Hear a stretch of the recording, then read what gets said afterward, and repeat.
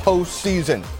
One win the Raptors are from their first ever trip to the NBA Finals. And we've got your exclusive post-game coverage right here live on NBA TV with a pair of Hall of Famers, Grant Hill, Isaiah Thomas. I'm Jared Greenberg. Back out to Fiserv Forum in a couple of moments for post-game podium reaction. We'll take you inside the locker room as well. 105-99. The Raptors were down 18-4 early. Isaiah, they took that first punch and continued to battle back. Yeah, when you're on the road, you always have to weather the home team's emotion. They're going to come out with a hard push the first 5 minutes of the game. I thought Toronto absorbed the blow, settled themselves down, and got back into their game. And not only got back into their game, but reestablished their game plan, not only on the offensive end, but particularly, Grant, on the defensive side of the ball. Yeah, no, it took a lot of mental toughness there. And you knew, you expected that Milwaukee would come out, especially after the prior two games, and have a reaction and feed off the energy and the emotion of that crowd. But they did. You said it best. They absorbed that. They weathered it and got to a point where they calmed themselves down. They took the crowd out of the game. They got stops on the defensive end. And Milwaukee, after their first 4, 5, 6 minutes, they couldn't score. No. And give credit, obviously, to Toronto and their swarming defense on Giannis in the paint and their ability to get out and contest open shooters out on the perimeter. There are so many different players to talk about here. We look now at the defense first for the Raptors. We talked about at the start of the show how, Toronto is basically playing a 1-2-2 zone or a 3-2 zone. And consequently, Giannis has a very difficult time getting down the middle. And once he gets down the middle, whenever you're facing the zone, there's so much congestion in the middle of the zone. And he wasn't good enough to kick out, and Toronto's defense was good enough to help and recover out to those shooters. And it was very difficult for them to penetrate that zone or that wall the whole night. And Toronto was masterful at it tonight. So much about the defense. We'll continue talking about it again. If you're just joining us, Raptors will win away from the NBA Finals. We'll go to the podium here from both coaches and players in a moment. But we got to talk about Kawhi. We talked so much the last couple of games about this mysterious injury that the Raptors wouldn't put on the injury report. He looked hobbled in the last couple of games. We saw a couple of times tonight where he was grimacing, but 35 points, 7 rebounds, 9 assists. He was tremendous, Grant. Yeah, I mean, tremendous is an understatement. Can we be hurt like that? I mean, I'm telling you, I mean, he's had some fantastic performances throughout these playoffs, but this might be one of his best. Just efficient, did everything, made plays, always under control, took what the defense gave him, hit big shots, defensively taking on the challenge of guarding Giannis Antetokounmpo. I mean, your stars on the road have to play big in the postseason, in the playoffs, in an Eastern Conference final game. And he did that, stepped up big time. Really not even stepped up, just continued his stellar play and didn't look to be bothered at all. I didn't see, maybe once or twice, but he looked fine out there. He certainly backed it up with his performance. And Grant, I thought he was equally smart on the offensive side of the ball, because every time he needed Lopez to guard him, he would get a switch, and Milwaukee kept switching Lopez on him, and I thought that got him in a rhythm, got him in a safe spot, got him in a sweet spot. He knocked down a couple of threes, and every time he needed a basket, he hunted down that switch, and Milwaukee never adjusted. Never did they keep Middleton on him, nor did they keep Giannis on him. And, I was confused the whole night by watching it, by saying, why wouldn't you keep your two best defenders on Kawhi as opposed to leaving Lopez out there on him? All right, more on Kawhi, and again, we'll head to the podium here in a moment, but we got to ask you about this play of Fred VanVleet, who some were calling for just a couple of days ago for him to be removed from the rotation. He had been that bad this postseason, shooting about 29% from the field, 25% from three-point territory. Isaiah, tonight, he comes through and hits 6 threes in this win for the Raptors. 7 threes on 21 points. Well, this is what you know about VanVleet. He's a gamer, and he's not going to continue to shoot the ball as poorly as he was shooting it. Just as Danny Green. I don't think Danny Green is going to continue to shoot it as poorly as he's been shooting it. So these two guys are gamers. They're competitors. They always show up. Now, they may not play well, but they're dependable players that you can always count on for effort energy, and them playing the right way. He scored 21 of the Raptors' 35 bench points. Yeah, I mean, he was out for a period of time. He was injured, came back towards the end of the season. But Isaiah, you're so correct in that the law of percentages, it ends up balancing out. And a player like him, a player who's played well on the big stage, had good postseason games in years past, a capable shooter, he's getting good looks. These are open looks. He's not asked to make plays or create shots maybe like Kawhi. That's a different degree of difficulty in terms of some of those three-point shots. He's getting open looks, and you know what? He's gained his confidence from Game 4, and it carried over here tonight in Game 5. Incredible. 10 total points Van Vliet scored over the first 3 games combined of this series. He scored 34 over the last 2 games. Isaiah, you were there for the very beginning of Toronto Raptor basketball. You know what type of passion these fans north of the border have. What does this mean right now? What does this mean that the Raptors are 1 win away from their first ever trip to the NBA Finals? You know, as a founder of the franchise, as a founder of the Raptors franchise, I can tell you that the people in Canada, not just Toronto, but all of Canada, who always was looked at as, second class in terms of basketball in the NBA, even though basketball was invented by Naismith, a Canadian. And the first game was played in Toronto. And the first game was played in Toronto. Right. Toronto and Canada has always taken a back seat to the U.S. Now, 1 game away from the finals. And if Toronto gets to the finals, I mean, that just wipes away everything. It would be the equivalent to when the Blue Jays won the World Series. This would be just as big in Canada if Toronto gets to the finals. They won't have to win the NBA Finals. Just getting there, right, they would match what the Blue Jays did in the World Series in terms of Canada. You know, Jared, this past February, Isaiah and I were up in Toronto twice for games, and we had a chance to go to a dinner and with some of the original staff. And to hear those stories of where they were and where Toronto basketball is now, and to think they might get to the finals is really remarkable. Yeah. Truly remarkable. First-year head coach is Nick Nurse. He's at the podium. Doug Smith of the Toronto Star is asking a question. See that come to the fore tonight with the way you handled the start and all of their runs? Yeah, I mean, that was a test on the road, Doug, right? Especially, you're as much as you want to try to prepare them for the speed of the game at the start. Sometimes it's just so much energy in the building that you're going to have to withstand some of that sometimes. And I thought we did a really good job of climbing back into that. And then we got our feet under us a little bit, and I think from the second quarter on, I don't know the numbers, but our defense felt a heck of a lot better. Let me look here real quick. Yeah, I mean, a little bit better. 32 in the first and 17 in the second. It's pretty good improvement, right? So, yeah, and again, it's searching for the right guys and the matchups and some of the actions that were giving us problems, searching for some different coverages and things. And I don't know, I thought our guys hung in there and took a lot of punches tonight and just stayed on their feet and kept on playing.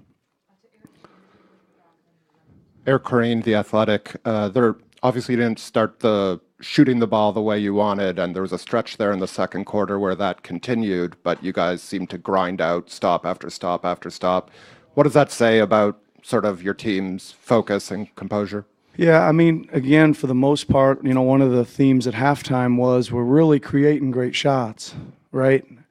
For the most part, but we had to eliminate any possessions where they weren't great because we had the ability to create such good ones. There was no sense in going down and having empty possessions because, again, I mean, you come down and take a quick one covered, they're off to the races, and you're flying, pedaling back, trying to stop them in transition. So I thought we did a good job of creating shots, and I thought the guys stayed positive, even though with the bad, kind of the cold shooting. A lot of talk on the bench during the timeouts of, keep shooting, we're open, keep passing, keep kicking, and they were positive even though they weren't making them, and then obviously we made a bunch of big ones.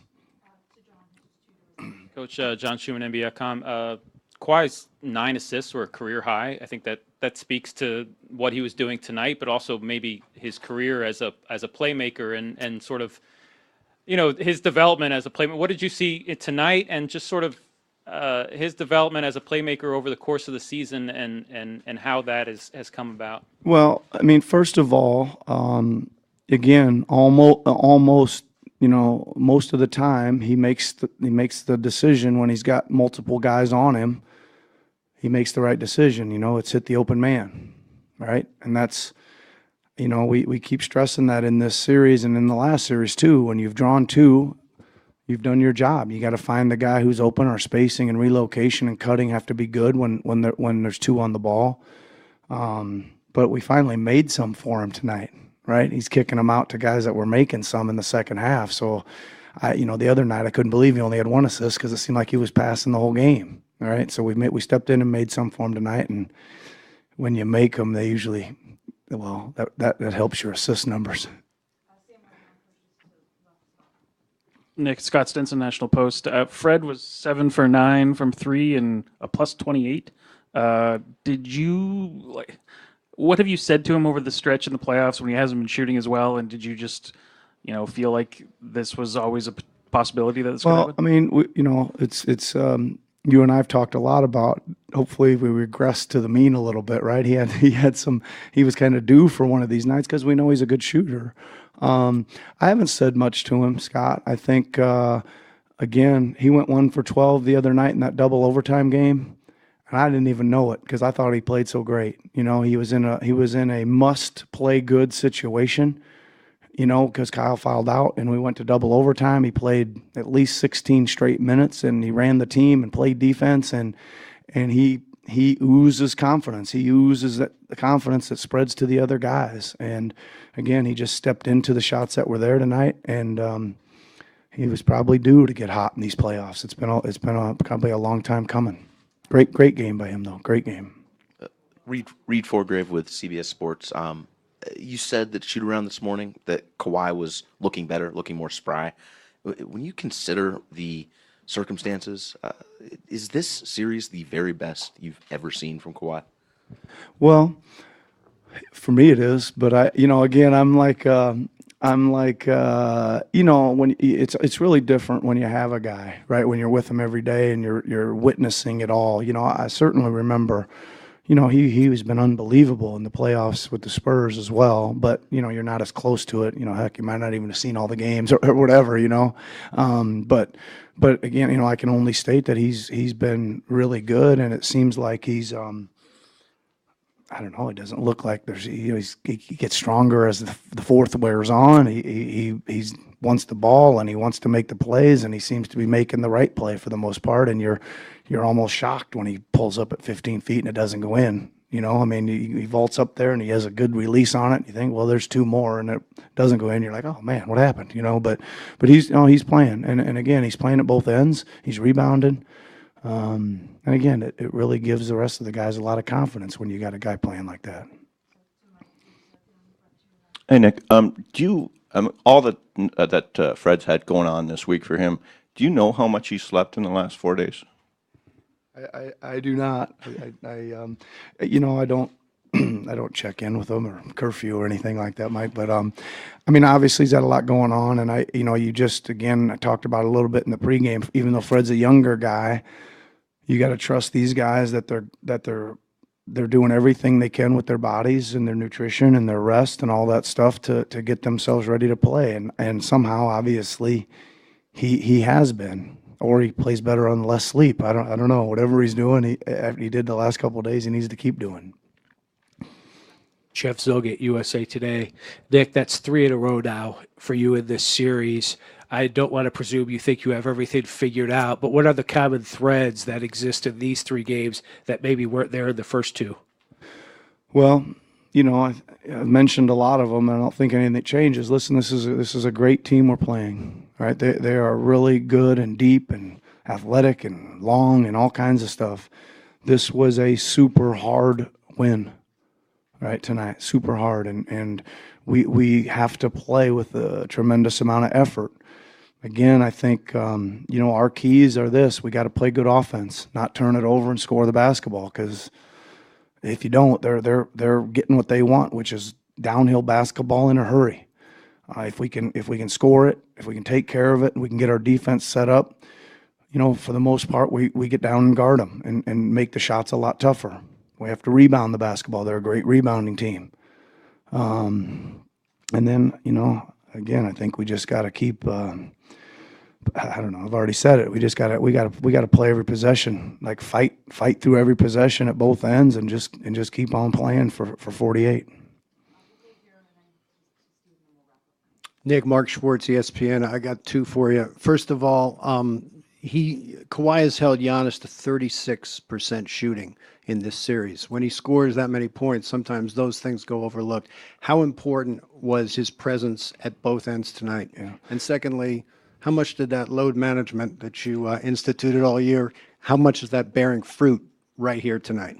Yeah, I mean, I know coaches are like this a little bit, but I as impressive as his offense is, and it's impressive, I get more impressed when he's down there guarding and making plays and blocking shots and flying in for rebounds. And my favorite thing is when he just decides once or twice a game to just go take it from somebody and go the other way. Those are huge momentum plays, and that's impressive to me. Again, it's a great competitive spirit. And as far as the load management thing, I mean, listen, he's I don't know. He's just super competitive, man. He couldn't wait for the playoffs to get here, and I think he's played a lot of minutes and he's banged up, and he says everybody's banged up, but I want to play and I'm going to play and I'm ready to play, and again, give him a lot of credit for that. Steve Ashburn, NBA.com. Yesterday, or last game particularly, there was a lot of talk about the number of uncontested looks that Milwaukee had missed. And I'm just wondering, given what we've seen across the series so far, how much is it bad timing and bum luck, and how much are even uncontested misses attributable to things your team is doing up until that point that shot's taken? Well, we had some uncontested ones tonight. I'll bet you it's probably worse tonight. I thought there was a stretch of the game. I remember in one timeout saying, guys, we're not getting close enough to them to make them miss. And there was some where we switched and sat back and just gave them, guys like Brogdon and George Hill. We were guarding them, but we were from me to you away, and that's it's not they're going to make those. So I thought we start the fourth. I remember saying in the huddle, no more. Get up, man. We got to get up and make them bounce it, and rely on your help if they go by you. Again, I think your question leads to makes and misses, man. You come down and some guys make them and some guys miss them, and that determines a lot of the outcome. Shooting the ball in the basket is a major part of this game, as you know. But nerves or desperation or game situation? Well, I think it can be anything. I think it can be, if your defense is flying around a little bit and you got them hearing footsteps, or if you're played a lot of minutes. I don't know, maybe if it's a big, tall guy coming out at you and you aren't that big, there's a lot of things that affect the level of contest and those things going in or not. Thanks very much. All right, thank you.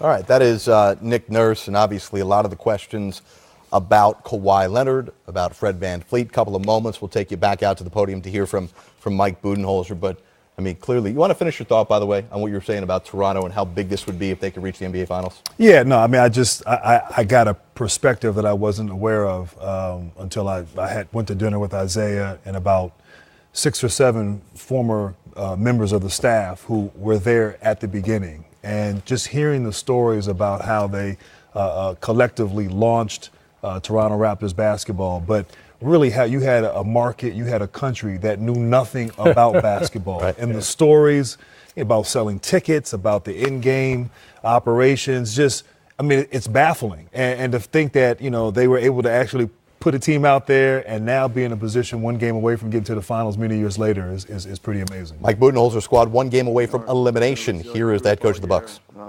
We just need to think about going and winning one game, go to Toronto and get that tonight. A little bit of a strange box score. Obviously, VanVleet from the three-point line and them in general from the three-point line was huge impact on the game. They got to the free throw line more than us, and just we couldn't get. We needed a couple of rebounds there down the stretch. That I think when we look at the film, we'll feel like if we could gotten a few more defensive rebounds from, the 5-4, 3-minute mark on, maybe the end result would have been different. But, we'll get ready. We'll get prepared. Go to Toronto. Coach Bud, Greg Matzik, WTMJ. You mentioned rebounding. You out-rebounded them on the night, but it seemed like some of their threes were long rebounds, a couple that glanced off the rim, especially late. From your view, were those hustle plays made by the Raptors or stuff you can't really do much about given the way the ball was coming off the rim? Some of both, but, I think when Kawhi Leonard shoots a three from the three-point line and goes in and gets his own miss, that is a critical play that can't happen. The one with the shot clock violation or where it glanced off the rim, Gasol and Brooke are battling, and if it just takes a little slightly different bounce, Chris is going to get that. And still a little uncertainty on exactly why they went to review and the order of things that occurred in that particular instance. But, that's a tough bounce. Others we got to get to. We got to find a way. All five guys got to participate. Matt Velasquez, Milwaukee Journal-Sentinel, just continuing with those offensive rebounds, just how deflating can those plays be when you guys are trying to battle back? Very. Eric Name, The Athletic. Bud, I'm curious with it. It's quite a scene to see blood running down Giannis's face on a TV screen. Just what do you think of his whistle tonight and kind of the way he's officiated? Yeah, it just feels like he should be at the free throw line more. They have a couple of guys that are veterans. They're very crafty that seem to get there a lot. Lowry, when he drives, you got to be incredibly disciplined. He creates a lot of contact and is rewarded for it. Giannis, creates a lot of the same contact and doesn't seem to get the same whistle, get the same reward. But, I think the officials, they got a tough job. They do the best they can. We'd love for Giannis to get to the free throw line more, feel like he deserves it. But that's, we're talking about the rebounding, the three-point line, those types of things. Those are the things that we got to focus on and get better. Kane Pittman with the pick and roll. You did touch on the three-point defense. They obviously shoot pretty well tonight, and the corner three has been something that you guys have defended well all season. What did you see tonight from the three-point defense? Well, I saw Van Fleet just have a monster night. Sometimes, I think a couple of them felt really deep. A couple of them felt very contested. I'm sure he had a couple of good open looks too. So to get to 7 out of 9 from the three-point line is just killer. So Kawhi step back three, when it's 85 or 82, 81. That's a tough shot. Credit to him for making it. Credit to Van Fleet for making them.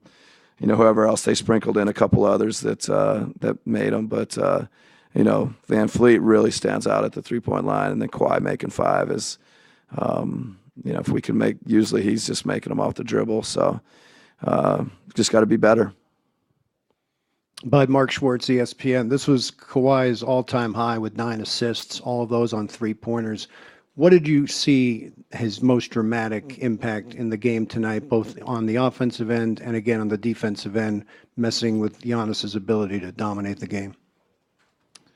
Well, I think he's playing with the pass in a way that's helping his teammates, and you don't get 9 assists unless your teammates step up and make the shots. So, I don't know how many of those went to Van Fleet. I know one coming out of the halftime or ATO, to Lowry. So he's doing a nice job of playing with his teammates and sharing the ball. And as far as defensively, he's a good defender. I don't know. I think it's their whole group that's been good and effective. Steve Ashburn, NBA.com. With 1:12 left, Giannis went out. Did he just need a blow at that point? He'd taken a little bit of a beating up till right then. No, he twisted his ankle in the backcourt. He tried to, I think kind of get a steal or surprise. I think it was Leonard with the ball, and I think his foot just stepped on, whether it was Leonard or Lowry, whoever's foot it was, and he just looked like he was in a lot of pain and maybe couldn't move. And we had an offensive possession, just maybe get somebody out there could move, make a shot. And I think, kind of worn off, or the adrenaline wore off, and he was able to go back in. Coach Keith Jenkins from the Associated Press. You went with a different starting five tonight. Malcolm Brogdon got the start. What were you trying to do there with that strategy, and did you get what you were trying to get out of that? Yeah, I thought Malcolm was very good overall, and I think it's a group that started 64, 65 games for us. So Malcolm has been the starter for the preponderance of the season, and so just felt like it was the time for that group to start again. And he did a lot of things well. Pleased with Malcolm. Matt Velasquez, Milwaukee Journal-Sentinel. Yeah, obviously that starting group did well and got off to good starts in the first and third quarters. But what did you think about the way that kind of changed your rotations and maybe how the bench handled tonight? Yeah, the starters, a lot of positives there. We didn't get as much from our bench as we have at different times during the playoffs, and just Van Fleet alone. But Norman Powell hit some shots early. I thought when we were, we got off to the good start, and so their bench has played well. Our bench, we need to get a little bit more out of them. But as far as the subs, again, it's Malcolm has started a ton of games this year, and so it was kind of like going back to a lot of the routine and a lot of the subs and patterns that we've had all year. Bud, Andrew Wagner, Forbes Sports. You guys are kind of in uncharted territory. You haven't had your back against the wall much this year. What are you seeing from your guys right now? Yeah, I think, we talk about the character of the group and the toughness and competitiveness of the group. We're, it's first to four. We got to go to Toronto and get a game, and I think the group will be ready. They'll fill their cup up and be ready to go. Eric Name, The Athletic, but I'm curious, you guys come out, switch a little bit more, seem to really disrupt them in the first quarter, and then that second quarter you score 2 points in 6.5 minutes. Just how big of a swing was that in the game that you don't go into the half with a bigger lead? Yeah, no, we had a dry spell there where, I think we had a 10-point, different times 12-point lead maybe in the first quarter, and second quarter we just couldn't get anything to go. We'll look at the film. Sometimes it's, offense that needs to be better and improved, or, we just, maybe missed some good looks. It's, something we'll review on film. Bud, Nico obviously out of the starting lineup tonight, then only plays 9 minutes. He again couldn't get those shots to go. Where do you see him in the rotation, obviously for Game 6 and the rest of the series? Yeah, we'll evaluate everything and see, how Nico fits when, he gives us great spacing, great shooting. If he can help us off the bench, then obviously we'll use him, and he can be very helpful to us. All right, thanks. All right, that is Mike Budenholzer. We've heard from Nick Nurse. Coming up next to the podium, players expected, including Kawhi Leonard, Grant Hill, ISIAH THOMAS coming back with much more analysis. The Raptors 1 game away from the NBA Finals. It's one thing where, people talk a lot and they say this or that, but, to come out with a performance like that on the road, it shows the mental toughness. It shows just how much of a professional he is, and it was an unbelievable performance by him. And he made some big shots for us, and he did his job tonight.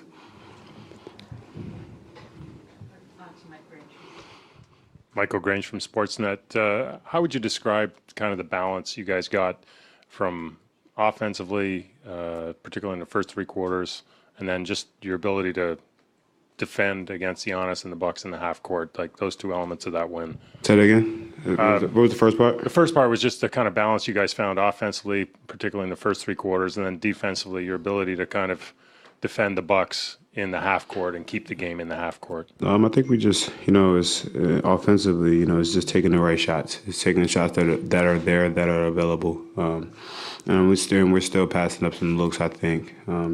We shot 36%.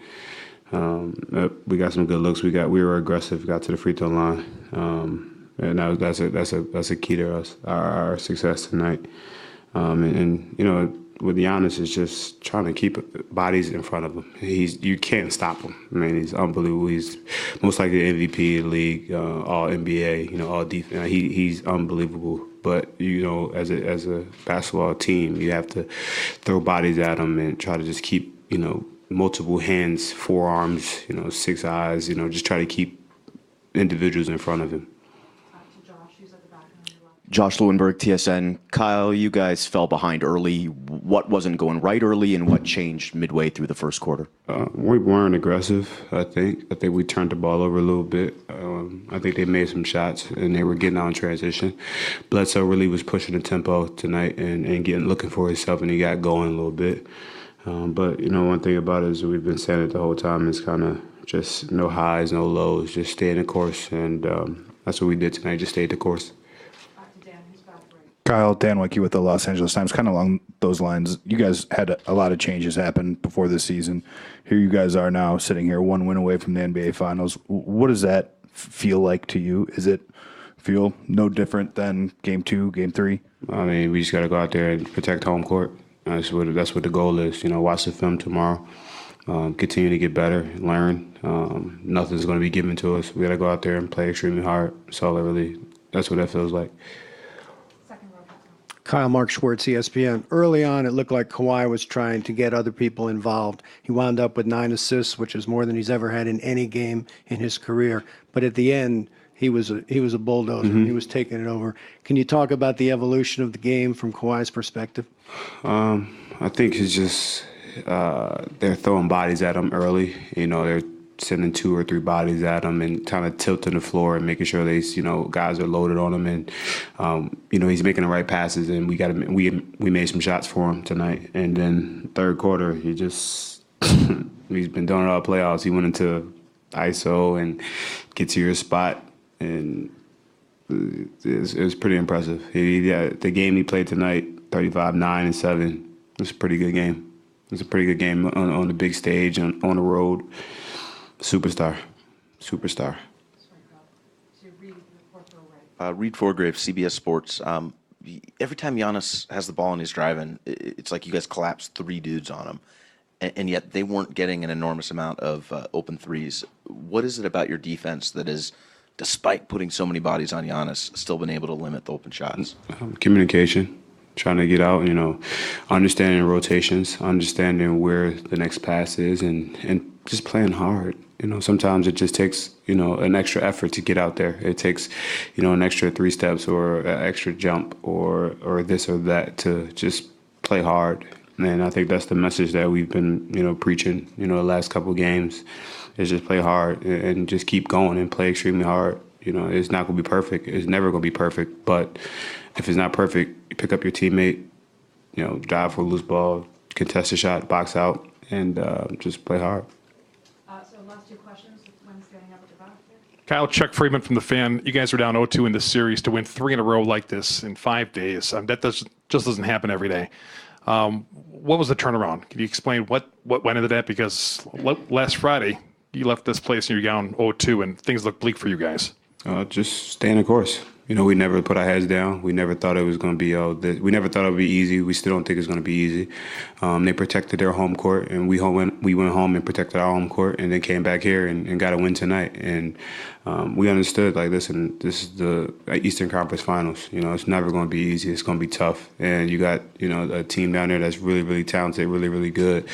But, we just go out there and play our game. And, you got opportunity to make adjustments on the fly, one day to kind of, adjust, prepare, recover. And it's been, it's been crazy, grueling, but it's been a fun process. It's been a fun process.